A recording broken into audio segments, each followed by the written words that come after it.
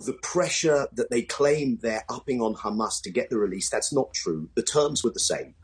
So the question is, do you prioritize getting those people out, which means a negotiated agreement, which means ending the bombing? Or are you going to have a repeat of what we saw the other day, where Israel killed 3 of its own, taken their tops off, waving white flags, shouting in Hebrew?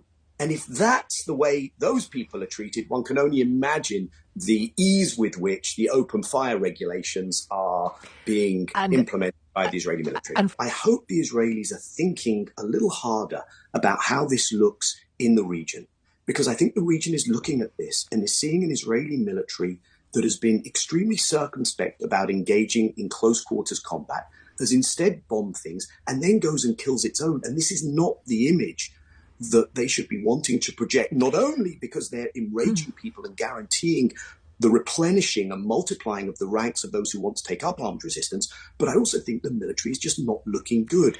And that's yet another reason Israel should probably see it in its own interest to bring an end to this. The US Secretary of Defense, Lloyd Austin, has said that this is not how you win.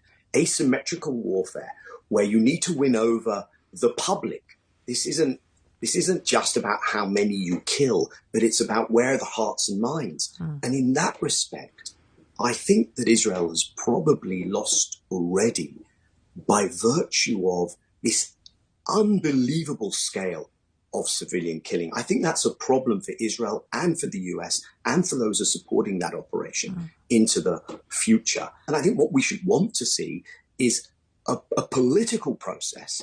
And we saw in Ireland, when there's enough politics on the table, the armed groups can join a political process. And we saw the ambassador here in the UK saying an absolute categorical no to a Palestinian state. That's Netanyahu's position. That gives you nothing to work with. That is, more than anything else, the biggest gift to armed resistance. That's what sustains Hamas more than anything else, because this is ultimately a political struggle. And if you are unwilling to allow a political solution, then I'm afraid you can't win.